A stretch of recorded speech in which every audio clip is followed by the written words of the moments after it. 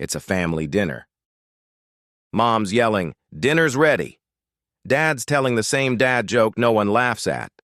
And Grandpa's 2 words away from saying something that'll get him canceled. And 8-year-old Liam? He doesn't notice any of it. He's locked in on his iPad, watching the same 15-second Skibidi toilet clip for the 83rd time today. Parents always warned, screens will rot your brain. But this time, they might actually be right. Because Gen Alpha isn't just distracted, they're being rewired. Born after 2010. The iPad toddlers, the pandemic kids. Teachers say they're harder to teach than any generation before. Attention spans shorter than a TikTok. Struggling with basics before they even start. Dependent on devices just to sit still. Psychologists call this conditioning. Brains rewired to crave constant stimulation, like dopamine vending machines. Boomers had discipline. Generation Z had memes. And Gen Alpha, they've got brain rot on autoplay. Science backs it up. MRI scans show toddlers who spend hours on screens have less developed white matter. That's the brain wiring for memory, language, focus. Less wiring means weaker learning. Add in computer vision syndrome, eye strain, fatigue, blurred vision, and you've got kids zoning out before page 2 of a book. Neuroscientists call it neuroplastic hijacking. Their brains aren't just distracted, they're being rebuilt for instant content. And once that wiring sets, good luck fixing it. Millennials had SpongeBob after school. Gen Z had YouTube binge nights and Vine clips. Gen Alpha, born straight into Instagram Reels, YouTube Shorts, Roblox edits, and infinite scroll. Gaming highlight reels. Bright edits that reset every 10 seconds. Endless loops designed to grab attention before the brain even knows it's hooked. Neuroscience calls this dopamine flooding. Psychologists call this variable reward conditioning. The same system slot machines use. You never know what comes next, so your brain keeps pulling the lever, or in this case, keeps swiping. Every scroll hits the brain's reward system, training kids to crave more. Faster, louder. Why sit through a 40-minute class when your brain is used to 40-second bursts? That's not just distraction. That's dopamine gambling. Teachers are waving red flags. Attention spans collapsing. Behavior is spiking. Engagement falling. And the stats? Brutal.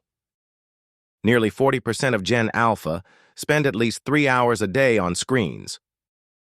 1 in 4 spends over 7. That's not a hobby. That's a lifestyle. Psychologists call it habit stacking. One behavior reinforcing another, until it dominates your whole life. These kids aren't multitasking. They're marinating. In screens, if you're still watching, you probably can focus longer than 10 seconds. Respect. Hit subscribe for more deep dives like this before the algorithm scrolls you away. Now, speaking of algorithms, they're not just shaping what Gen Alpha watches, they're shaping how Gen Alpha talks. Millennials had "what's up?" Gen Z had "yeet." Gen Alpha, their slang mutates overnight. One day it's Riz. Next day, it's something even Google can't keep up with. Why? Because their real parent isn't mom or dad. It's the algorithm. The YouTube algorithm. The TikTok feed. They're digital babysitters. They don't reward truth. They don't reward depth. They reward one thing: attention. Experts call it a reinforcement loop. Every click, every swipe, teaches the machine what makes your brain light up. And then it feeds you more of the same. For millennials, slang came from movies. For Gen Z, it came from memes. For Gen Alpha, slang is born in the algorithm and dies in the algorithm. This isn't culture evolving. This is code writing culture. To be fair, Gen Alpha defends themselves. They say short videos let them learn a little about everything. Roblox teaches coding at age 8. Discord groups give them communities, even families online. And book talk? It's making some kids fall back in love with reading. And yes, science backs some of this. Early exposure can speed up skill learning. But here's the twist: the over-justification effect. Too much external reward, likes, hearts, dopamine hits, kills internal motivation. So their creativity becomes addiction. Their openness becomes oversharing. Their curiosity becomes conspiracy. Evolution? Sure. But maybe not the kind we want. Anyways, teachers are adapting. Breaking lessons into bite-sized chunks.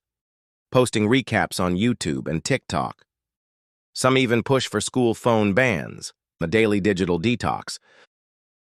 But attention is like a muscle. The less you train it, the weaker it gets.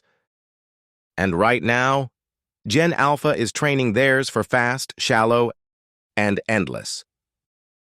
So here's the real cliffhanger. If a generation can't focus, can they even function? Gen Alpha isn't doomed yet. But the science, the slang, and the screens, they're all pointing the same way. This isn't just distraction. It's brain rot. And unless we rethink parenting, schools, and the algorithms raising our kids, brain rot won't just doom Gen Alpha, it might doom all of us. Now I want to hear from you. Do you think Gen Alpha is really doomed by brain rot? Or is this just another round of moral panic? Drop your answer in the comments below. And don't forget to subscribe for more binge-worthy breakdowns before your attention span runs out.